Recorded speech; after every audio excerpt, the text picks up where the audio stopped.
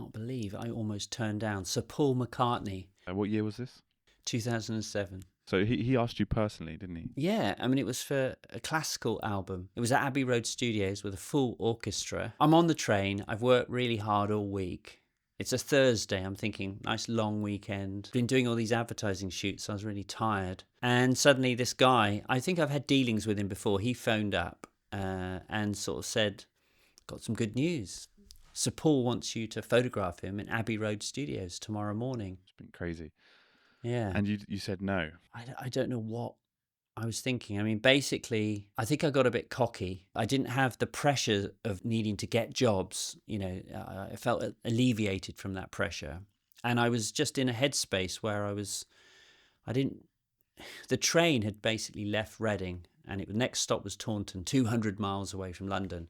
And the last thing I felt like doing was sort of getting off and then getting back on the train and coming back up to London to photograph Sir Paul the following morning. I mean, it was so fortuitous. My agent, Seamus, and friend, he just happened to phone me and he said, "What have you been doing?" And I told him what I'd done, and he called me an effing idiot. I mean, he was right. And he said, phone them back now and tell them you'll do it. So did you get off at the next stop? I came back home. You probably don't remember, but I would have had dinner with you and your siblings and mum, and then I basically went back to the station and got back on the train. Back to London. Got in really late, and then up early to Abbey Road Studios the following morning. How do you deal with your family? The guilt. Do you have any guilt? Oh, what? Because I sort of come back and then gone again. I don't know. Did that cross your mind? How did you feel? I don't remember, so I can't comment. It can't be that bad. No, I mean, the thing is, that's in the nature of what I do. That's what happened. I think I was always there at bedtime and reading and stuff like that. But when you're a photographer or an artist or doing something like that, there's always a danger that the work that you're so passionate about and obsessed with can bleed into your personal life. He wanted reportage, and I'm not really a reportage photographer. I'm a portrait photographer. The instruction I was given was that I wasn't to talk to him. I was just to come for the morning. I wasn't allowed to look at him or talk to him. I was just observing, a fly on the wall. And I think he described it as like, traditional reportage, observer kind of documentary photography.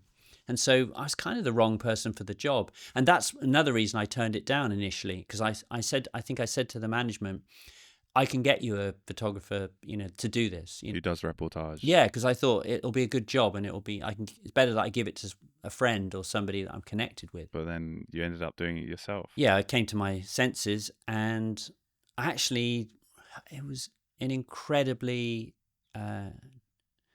it was kind of such a perk to be. I mean, at Abbey Road Studios, all that history, it gets the hairs on the back of your neck. You're actually hearing an orchestra play. And there was a woman singing as well.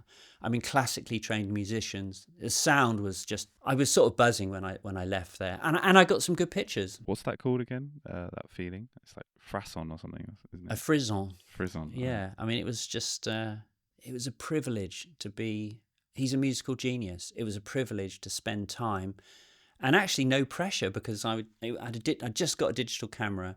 And so I was just sort of keeping a low profile. I didn't have to direct him. I was just following what was going on, just enjoying being in that environment and just doing what I do. And then at one point I was in the actual recording booth, or not the booth, but the space where they do all the mixing and everything.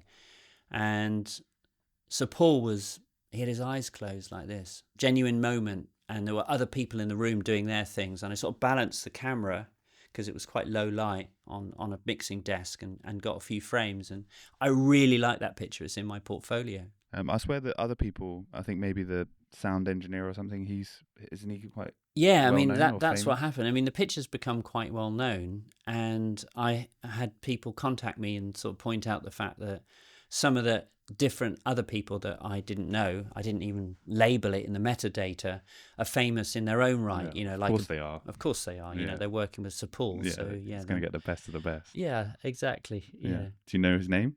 I don't. I That's can't remember. wrong. I should know.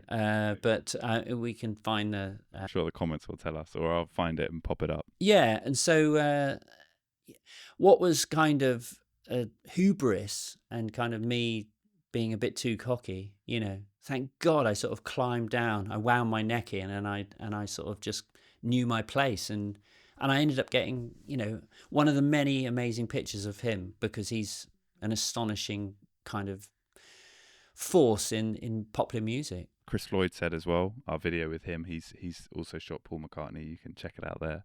We talked about copyright and how protective he is on his copyright. So after the shoot, I really like that picture. It's my picture, and I knew, because David Modell, a photographer at my agency, had done a lot of work with Sir Paul, that he likes to buy the copyright of the images. And I wasn't prepared to sell the copyright unless it was a big chunk of change. Yeah. And let's just say it was enough to sort of contribute to the extension of my house. Yeah, so it was a good chunk. But I feel bad about that, because I really like the picture. But you know what, Sir Paul McCartney, especially if he clearly likes the picture, he's been really cool about me using it in my portfolio, but you have to remember, he owns that picture now. I don't own it. Yeah, we're not going to do a print drop of it. No.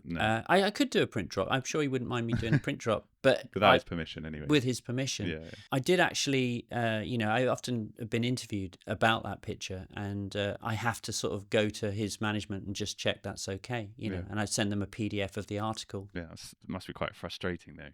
No, not at all, because I was recompensed handsomely. So it's all good. So we're not going to mention the figure. How did you come to that figure though? Surely you'd feel asking for the amount you asked. Surely you'd feel outrageous. It was 5 times David Modell's day rate.